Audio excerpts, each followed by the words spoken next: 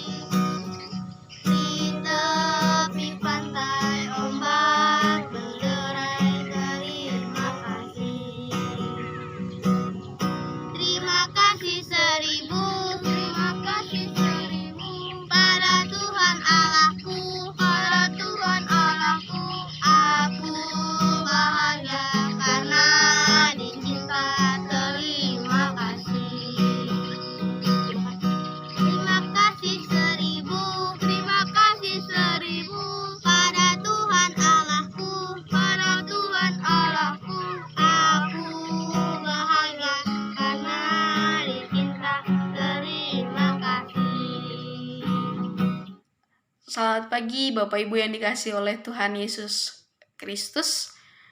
Kembali dalam acara Morning Call GPIB bersama dengan saya, Pendeta Desi Leonora Tuana Kota.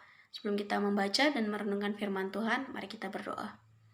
Kami bersyukur Tuhan untuk nafas kehidupan yang kami terima di pagi ini. Puji-pujian dari adik-adik Pelkat PA, GPIB Bakal Jemaat Ebenezer Kembayan, mengingatkan kami untuk selalu berterima kasih atas setiap anugerah Tuhan dalam hidup kami. Tuhan, sebelum kami memulai segala aktivitas kami di hari ini, kami akan membaca dan merenungkan firman-Mu.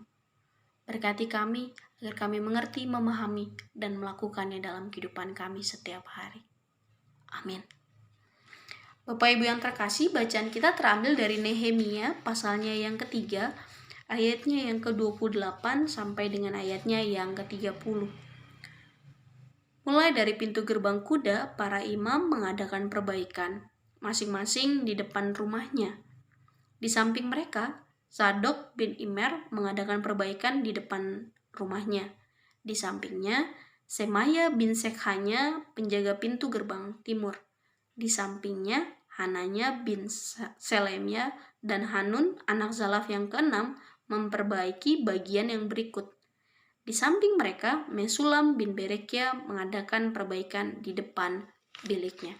Demikianlah firman Tuhan, terpujilah Kristus, haleluya. Shalom Bapak Ibu, apa kabar? Semoga Bapak Ibu dalam keadaan baik dan sehat di tengah situasi pandemi COVID yang masih berlangsung. Hari ini firman Tuhan merupakan kelanjutan dari bacaan kita di hari-hari sebelumnya. Tapi kita mau belajar dari cara hidup para imam. Di ayat 28 kita bisa melihat para imam juga terlibat secara langsung mengadakan perbaikan masing-masing di depan rumahnya. Kita tahu Bapak Ibu bahwa jabatan imam merupakan jabatan yang tinggi di dalam agama Yahudi. Mereka adalah wakil umat Israel di hadapan Allah. Mereka diyakini dipilih Allah secara langsung, orang-orang pilihan.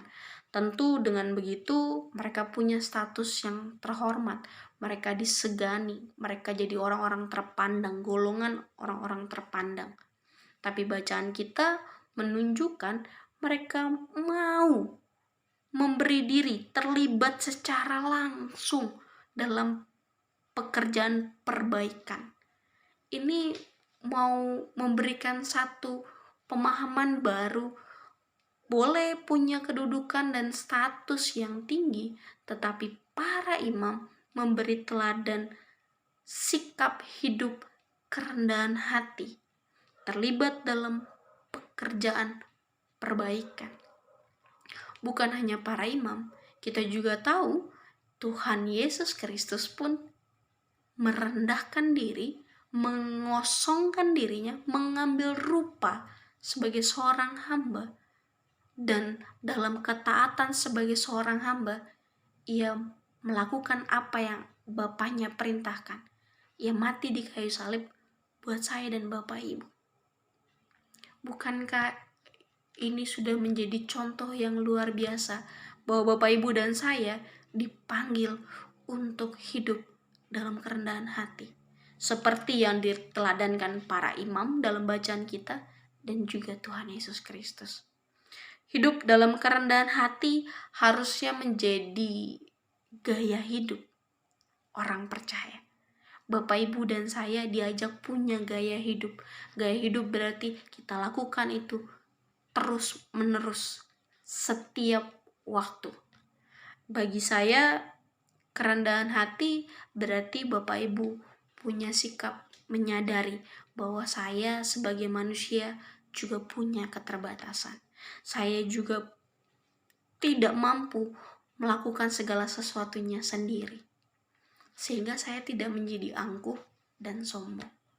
Hari ini ketika kita belajar kerendahan hati, kita belajar bahwa kita juga tidak bisa lakukan apapun sendirian. Maka tidak perlu ada hal yang perlu kita sombongkan. Bagi saya juga, ketika Bapak Ibu dan saya mau belajar tentang kerendahan hati, maka kita juga belajar minimal dalam hidup kita sehari-hari. Gak usah lakukan hal yang luar biasa, hal-hal sederhana dengan lakukan atau mengatakan tiga kata paling mujarab yang seringkali orang lupakan. TMT, tolong, maaf, dan terima kasih. Seringkali kita lupa ketika kita punya jabatan tinggi, posisi tinggi dalam perusahaan, dan harus memberikan tugas kepada bawahan, kita lupa untuk mengatakan tolong. Dan ketika bawahan kita sudah melakukannya, kita lupa untuk bilang terima kasih. Maka Bapak Ibu dan saya diajak dalam segala lini kehidupan kita, entah dalam pekerjaan, dalam rumah tangga, dalam pelayanan, mari katakan tolong. Dan ketika mereka sudah melakukan, sudah membantu kita, mari ucapkan terima kasih. Dan jangan lupa untuk berkata maaf kalau Bapak Ibu dan saya melakukan kesalahan. 3 kata ini menurut saya mau menunjukkan sikap kerendahan hati dalam hidup sederhana, dalam kehidupan kita sehari-hari. Mari belajar itu tolong, maaf, dan terima kasih. Tuhan memampukan kita untuk memiliki sikap hidup rendah hati. Orang yang sombong akan direndahkan pada waktunya, dan orang yang hidup dalam kerendahan hati akan Tuhan tinggikan juga pada waktunya. Tuhan memberkati kita. Amin. Bapak Ibu, mari kita berdoa. Tuhan, kami bersyukur untuk firman yang sudah mengingatkan kami. Kami akan belajar dari teladan para imam yang hidup dalam kerendahan hati. Mereka mau terlibat langsung dalam perbaikan. Maka kami juga mau belajar hidup dalam kerendahan hati.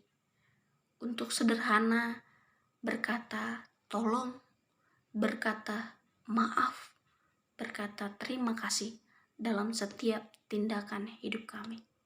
Dan ketika kami lakukan itu, biarlah itu boleh menjadi gaya hidup kami sebagai orang-orang percaya. Kami serahkan kehidupan kami di hari ini. Kiranya Tuhan menolong kami, sehingga apapun yang kami kerjakan, Tuhan membuatnya berhasil. Inilah kami Tuhan. Kami serahkan kehidupan kami ke dalam tangan kasih. Dalam nama Tuhan Yesus kami berdoa. Amin. Tuhan Yesus memberkati Bapak Ibu. Shalom.